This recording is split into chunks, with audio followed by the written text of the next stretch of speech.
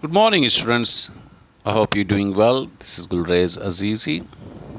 Today we're going to start new chapter number 3, The Little Girl, which was written by Catherine Mansfield, who was born and brought up in New Zealand. This story is about a little girl, and it's quite normal that these things happen in everybody's life when you are a child. So every single time you have to listen to your parents, your father and mother. They try to teach you on every single occasion. Sometimes, or I would say most of the times, you don't like them, don't like those advices. But later on, when you are grown up, then you realize that all those things which were taught by your parents were good for some reason. So let's read through the paragraphs, and like I said, it's about a little girl, and it's quite easy to read and understand. There are not much difficult words also. So I'll just read through the paragraphs first. To the little girl, he was a figure to be feared and avoided. So it's referring to the girl. For her, his father was a person to be feared and avoided. So that means she didn't like her father very much. Every morning before going to work, he came into her room and gave her a casual kiss, to which she responded with, "Goodbye, father."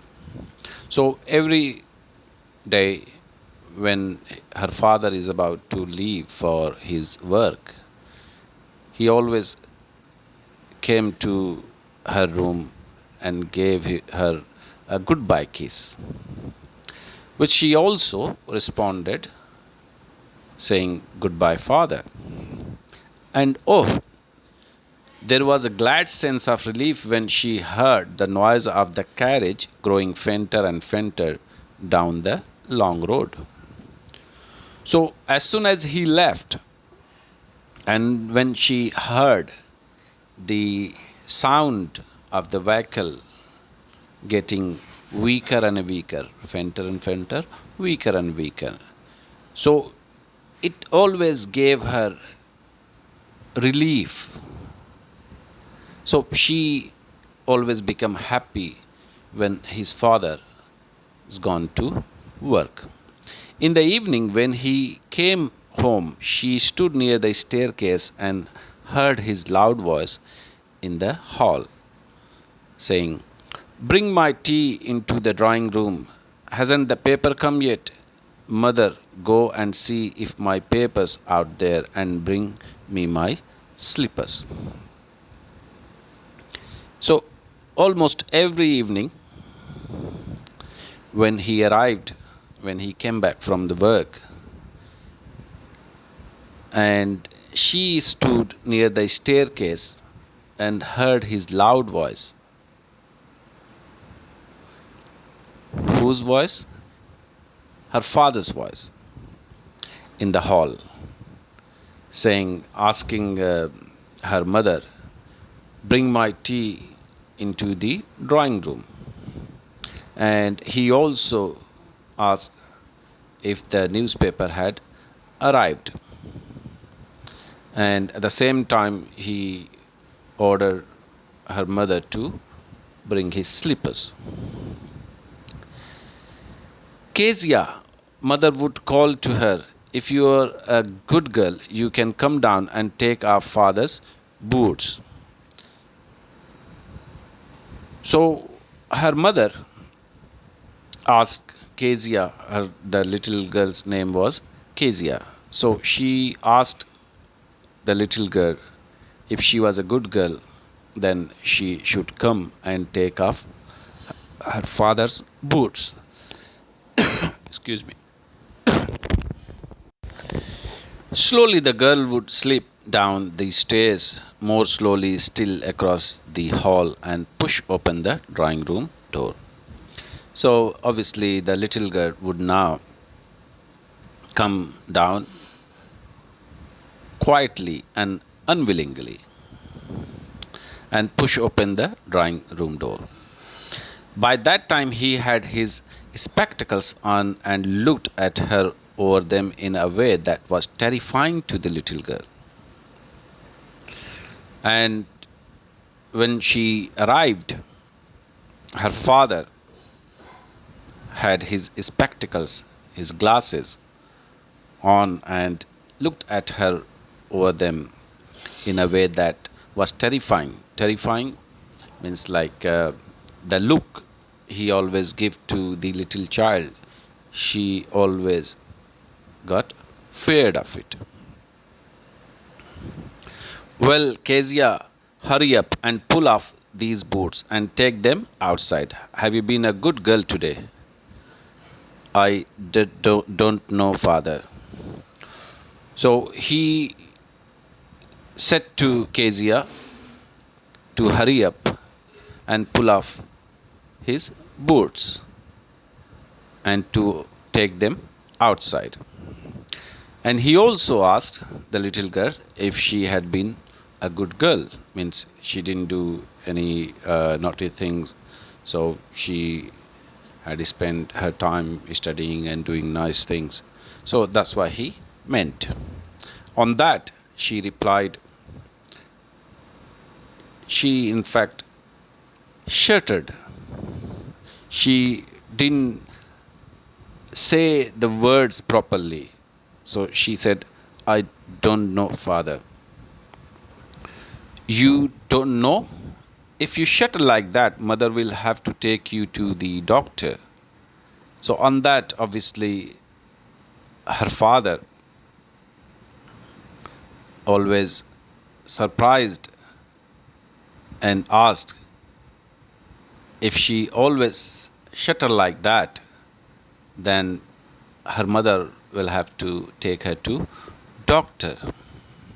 She never shuddered with other people, had quite given it up, but only with father, because then she was trying so hard to say the words properly. So here it means that because of the fear to her father, she always found hard to speak to him, but she never shuddered with other people. What's the matter? What are you looking so raised about? Raised about? Unhappy. So on that, he would ask, what was the matter? Why she looked unhappy? Mother, I wish you taught this child not to appear on the brink of suicide. The brink of suicide, about to commit suicide. Here, Kezia, carry my teacup back to the table carefully. He also asked her mother that he wished she taught this child not to appear on the brink of suicide, and then asked Kezia to take the teacup and put it back on the table carefully. He was so big, his hands and his neck, especially his mouth, when he yawned. Thinking about him alone was like thinking about a giant. Giant means big in size. So she always thought that her father was so big in size, his hands and his neck, especially his mouth when he yawned. So when he opened up his mouth, he looked giant. He looked very big. On Sunday afternoons, grandmother sent her down to the drawing room to have a nice talk with father and mother. So on mostly on Sundays afternoons, grandmother would send her downstairs in the drawing room to have chit chat with her parents, talk nicely with father and mother. But the little girl always found mother reading and father stretched out on the sofa, his handkerchief on his face, his feet on one of the best cushions, sleeping soundly and snoring. So whenever she came downstairs in the drawing room on Sunday afternoons, what she found her mother reading, and her father lay down on sofa, putting his handkerchief on the face and his feet on one of the best cushions. Cushion is like pillow. I'm sure you know. You must have got at your home. Sleeping soundly and snoring. Snoring means like making sound when somebody is sleeping. So when she found this, she always sat on a stool, gravely watched him until he woke up and stretched, and asked the time, then looked at her. So when her father woke up and stretched himself and asked what was the time, then looking at her said, "Don't stare so, Kezia. You look like a little brown owl." So what he used to say, don't look like that. Don't give a look like that. Don't stare so. So when you are staring, you look like a little brown owl. One day, when she was kept indoors with a cold, her grandmother told her that father's birthday was next week and suggested she should make him a pincushion for a gift out of a beautiful piece of yellow silk. One day she had cold. She was suffering from cold, and her grandmother told her that her father's birthday was next week, and her grandmother also suggested that she must make him a good cushion, just like pillow, for a gift. Laboriously, with a double cotton, the little girl stitched three sides, but what to fill it in with? That was the question. So she worked hard. With a double cotton, the little girl stitched three sides. So she started making it, and she stitched three sides. So it's obviously a rectangle shape. So she already stitched three sides of that cushion. But now what the question was that what she was going to fill into it. The grandmother was out in the garden, and she wandered into mother's bedroom to look for scraps. So if her grandmother was there, she would have asked her what to fill in there, but she was out. So she went into her mother's room. Wander means like walking aimlessly. On the bed table, she discovered a great many sheets of fine paper, gathered them up, tore them into tiny pieces, and stuffed her case, then sewed up the fourth side. So she found something in her mother's bedroom.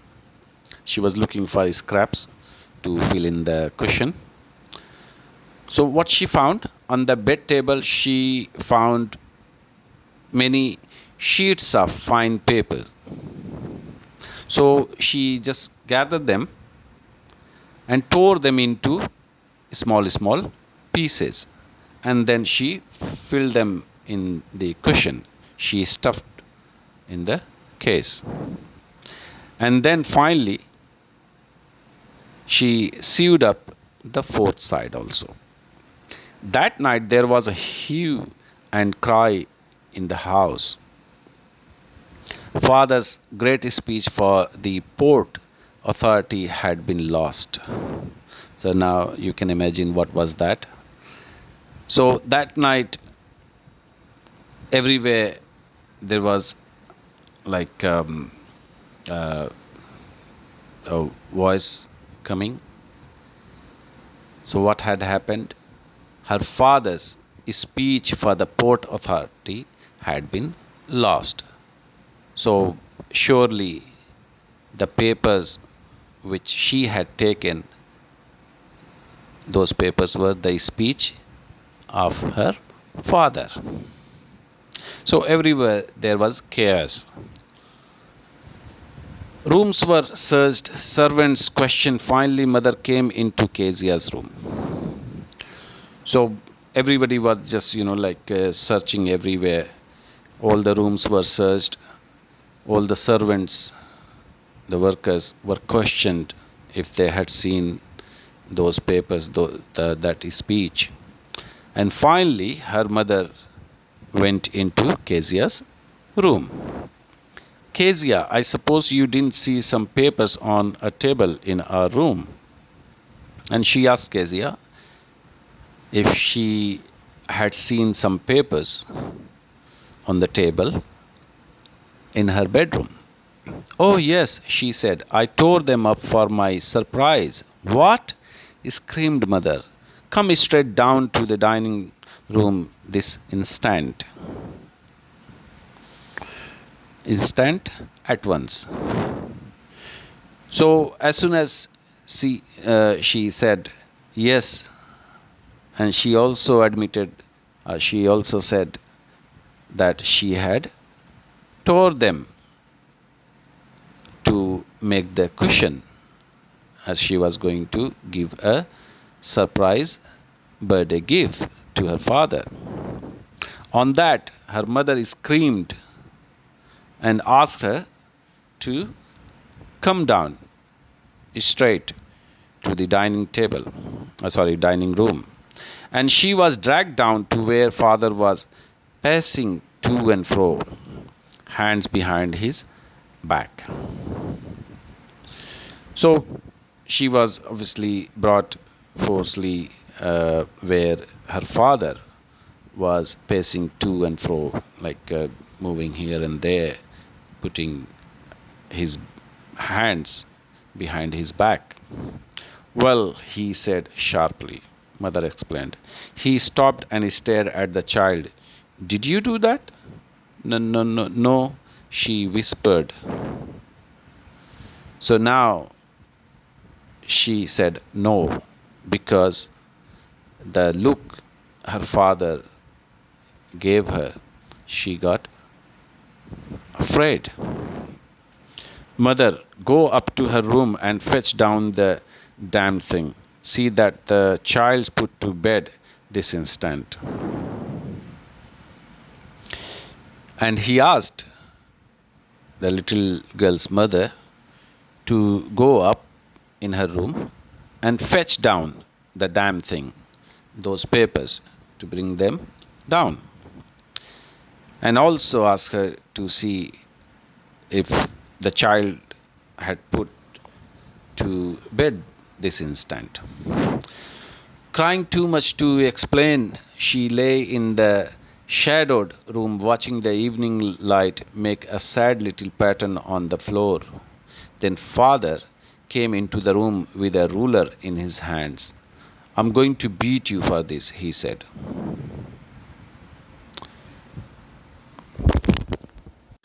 So she cried too much and tried to explain, and she stayed in the shadowed room watching the evening light, which were baking sad little pattern design on the floor.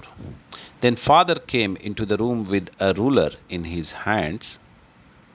So then when she was there in that room, her father came with a ruler, with a straight strip.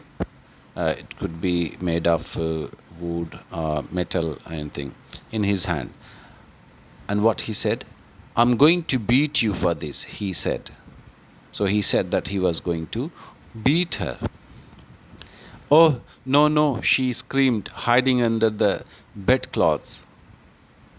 So she tried to hide herself under the bedclothes. That's all for today, and I hope you understood well. If there's anything left which you need to clarify, any difficult word, we can always discuss in our online meeting. Thank you very much. Have a good day ahead. Bye bye.